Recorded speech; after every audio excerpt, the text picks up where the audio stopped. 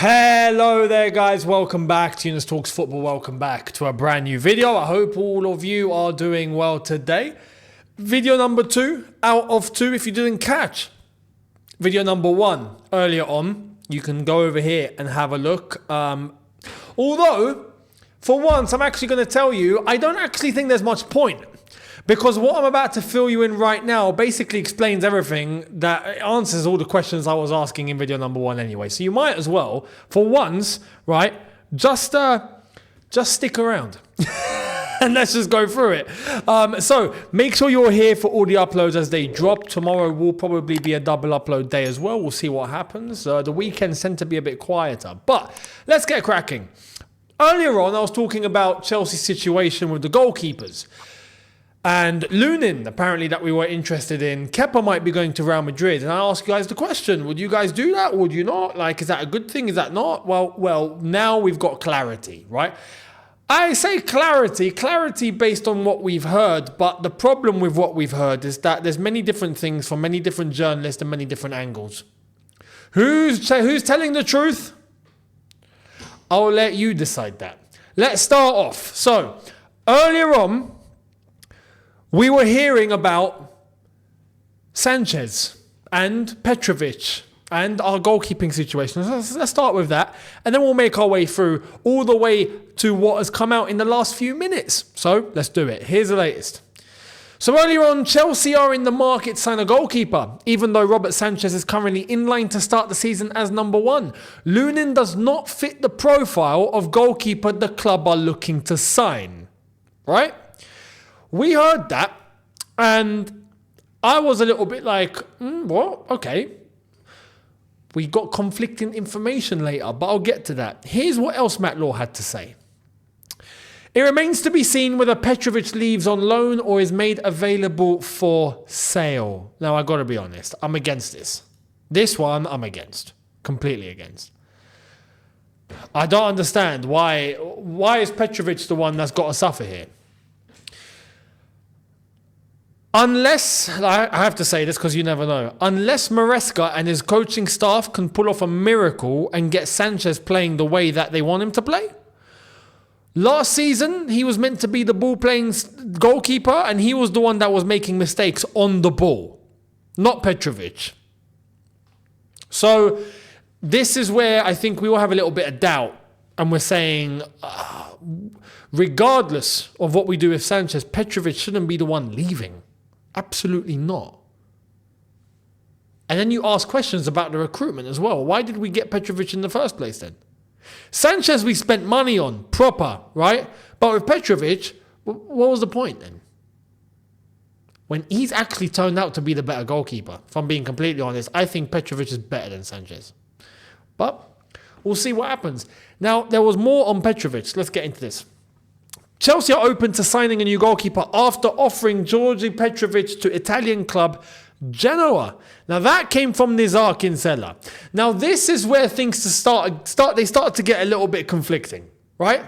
Let's get into what else Nizar Kinsella had to say. He gave alternatives in what Chelsea might be looking for, and this one caught my eye. Villarreal goalkeeper Philippe Jorgensen and Valencia's Georgi Mamardashvili are believed to have admirers at Stamford Bridge. Mamardashvili you'd look at and go, yo, that's a decent keeper. You'd take him. I'd take Mamardashvili all day long, right? Especially with the goalkeepers that we've got. Yeah, that immediately I'm thinking, okay, now we're talking. If it's not going to be Lunin, Mamardashvili all day long.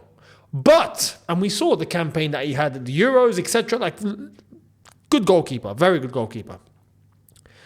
But let's go back to part of the situation from earlier on. Hold that thought on the goalkeepers that I've just mentioned, yeah? Hold that thought. Let's go to what Fabrizio had to say about Kepa and Lunin. Here's Fabrizio. More on Kepa. His plan to wait for Real Madrid is clear and decided based on what will happen with Lunin's exit. Ancelotti and his staff appreciated Kepa as a player, but also as a top professional last season, never complaining. Real could bring him back if Lunin leaves. So, this is where you have to ask question marks on Lunin. What's he going to do?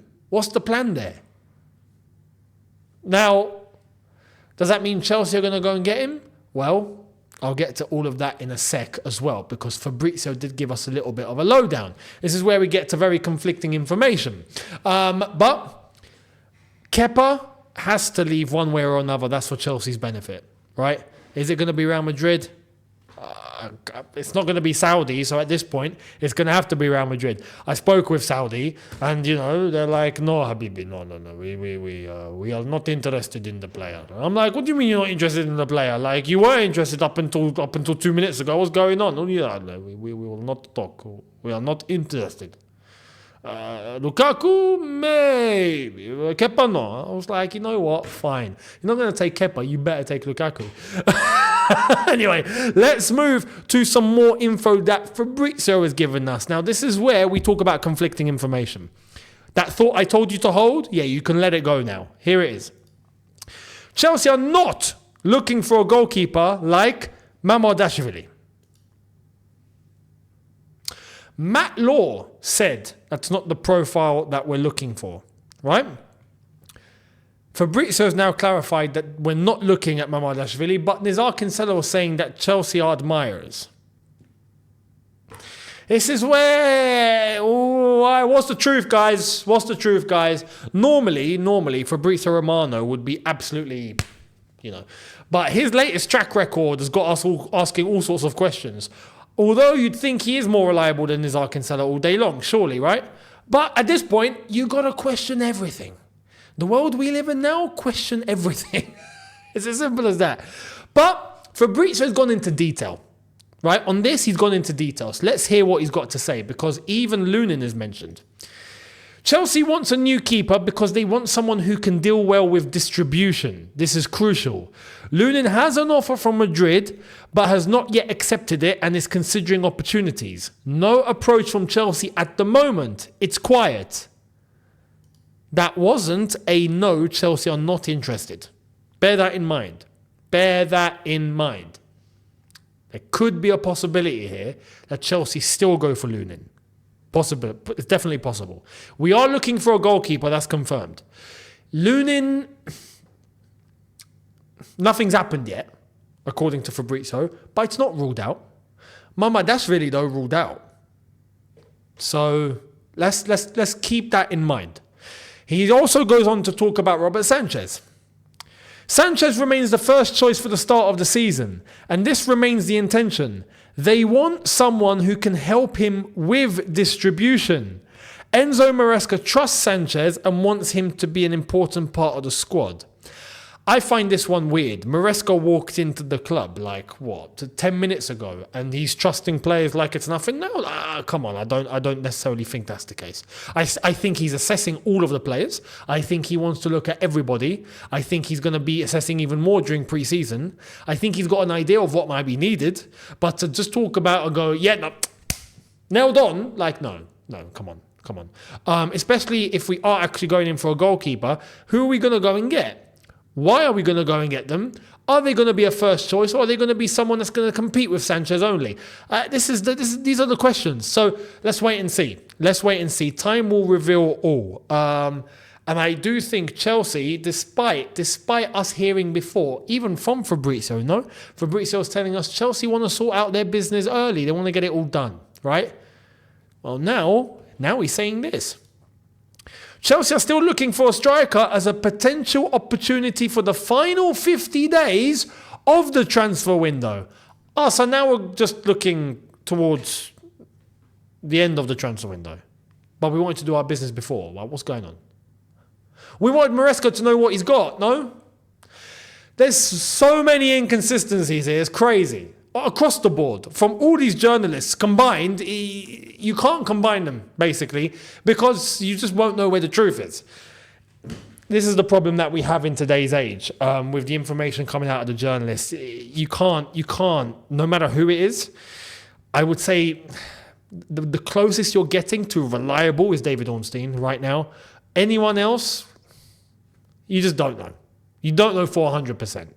So... talking about our strikers, though, and the striker situation, well, let's get into the latest on this guy.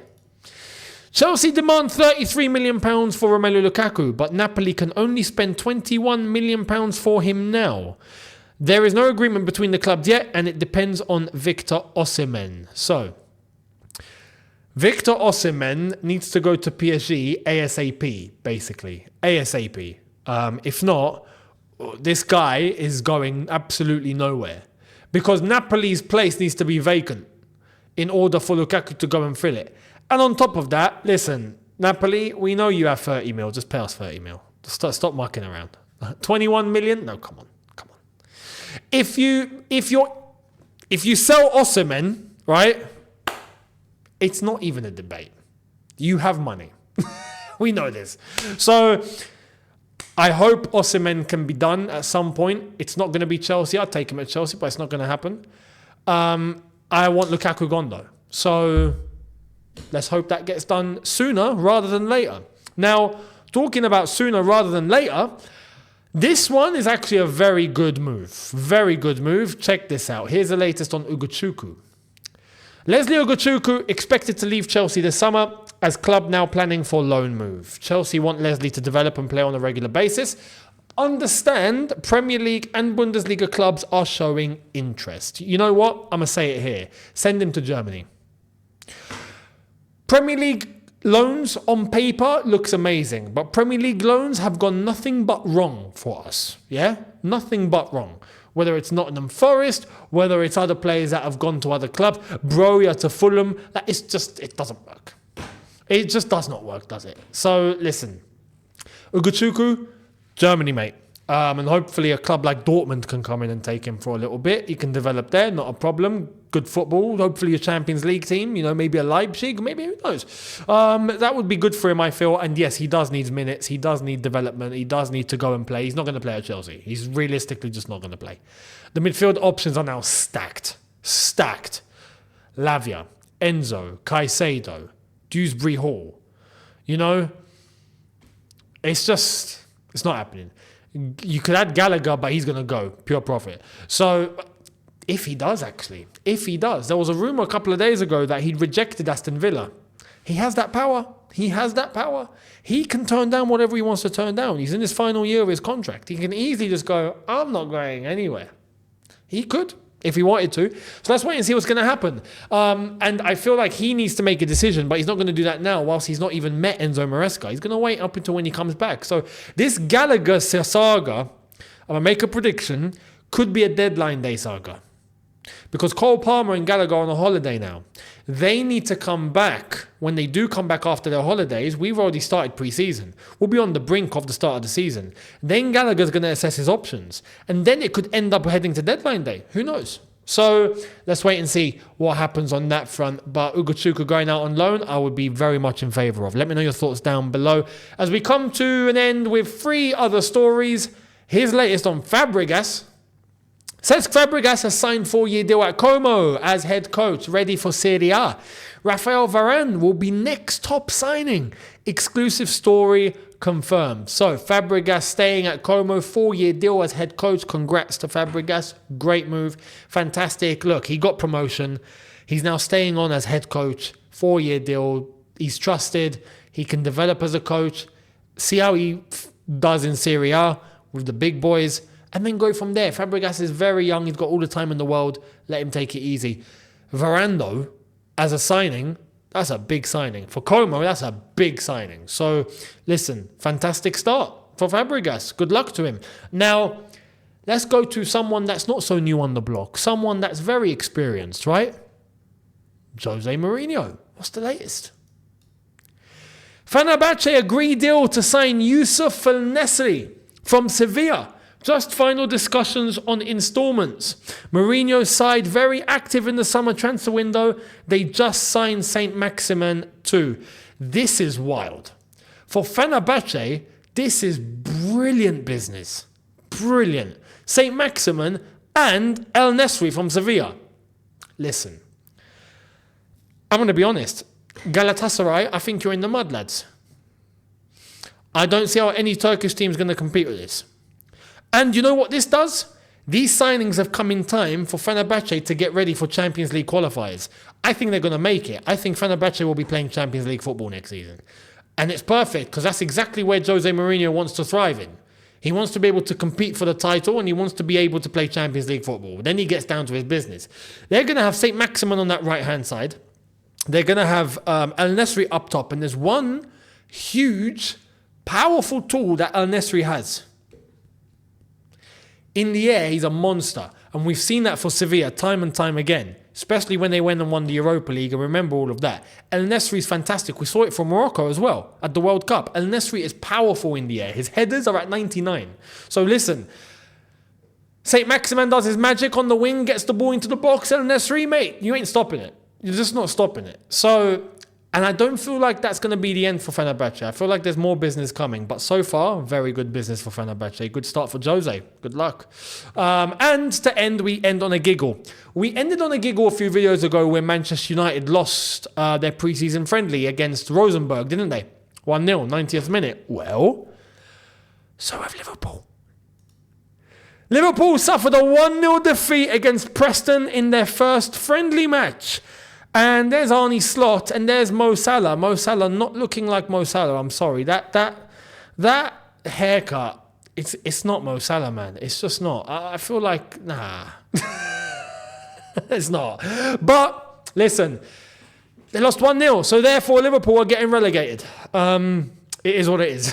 Anyway, like I've mentioned before, whenever I talk about preseason, I'm joking, right? It's a joke. Don't take any preseason results seriously. Don't at all. It doesn't mean a thing. Even if Chelsea go and play Wrexham now and we beat them 7-0, does not mean a thing. Even if they beat us 1-0, does not mean a thing. So don't pay attention to it. I just thought we'd have a little giggle at the end of the video. Let me know your thoughts down below. Much appreciated. Do not forget to hit the subscribe button and make sure you hit the notification bell to be notified once I've uploaded. Don't forget to check out the socials on screen and in the description as well. Second channel in the description too. Make sure you're subscribed over there for brand new content. The next video is going to be a banger. But just say that now. So make sure you're subscribed with the first guest on the channel too. You're going to like it. So see you there. Have a good one, people. See you lot tomorrow on here. Have a good one. Take care and peace.